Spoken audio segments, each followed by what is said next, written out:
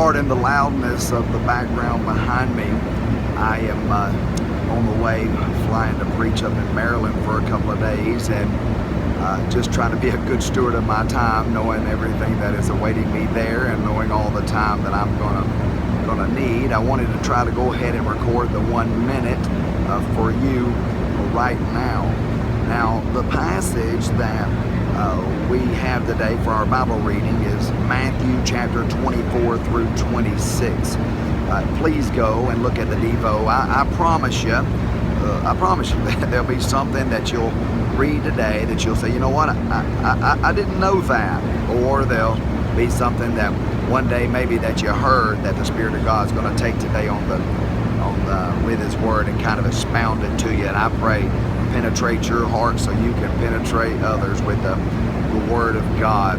I want to be as succinct as I can. You know, often I champion the need for these Devos because we're trying to teach you how to rightly divide the Word of God so that you'll not be ashamed in telling somebody something that's not true because you made wrong application to the wrong people group at the wrong time and therefore delivered truth that was truth if it was applied there, but is heresy in the way that you're applying it, and all that could go on with that. It's just essential for us to get the most from the Word to rightly divide the Word. And that's why I want to encourage you, even in the New Testament, especially in the New Testament, spend your time as you do. Go there, onebaptist.org/devotional. Get the Devo, take in what we give you so that you can continue to learn and help other people.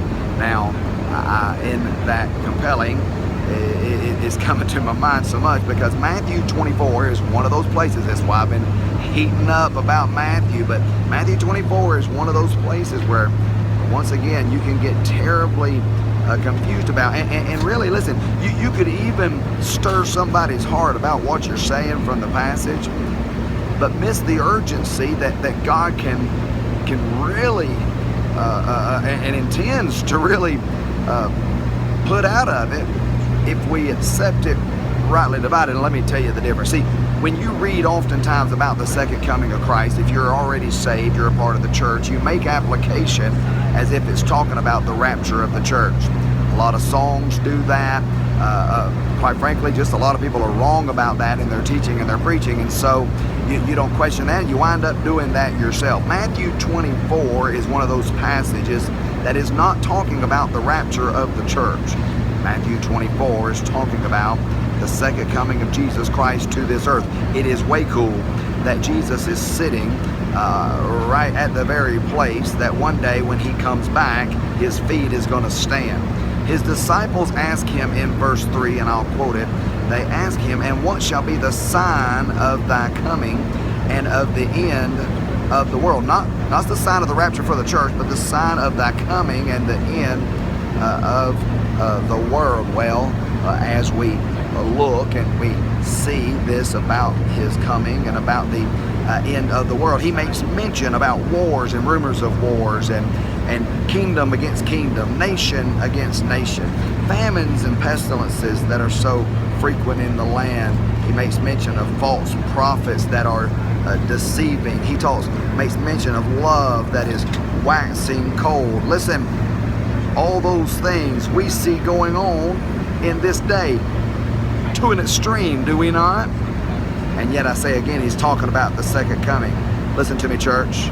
Right now, the next thing on the God's calendar is the trumpet, so the church can get called out. After we're called out, the tribulation is going to be on this earth, a time that no one wants to be left behind. Never been a time like it before, never been a time like it going to come again, says Jesus.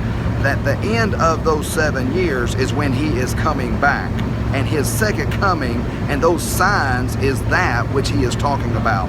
So if we are still seeing in this day that which is going to happen, in fact, if we're seeing to the max in this day that which is going to happen 7 years or so after we are raptured out, then how close are we to the sound of the trumpet and Him come getting us? And how short of a time do you have to tell the gospel to everybody that you know so they'll go with us?